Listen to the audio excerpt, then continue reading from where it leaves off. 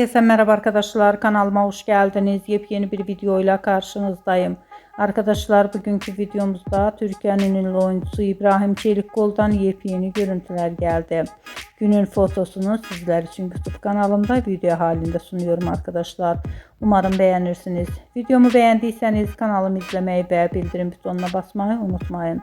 Şimdilik benden bu kadar olsun. Yeni videomuzda görüşmek üzere. Hoşça kalın.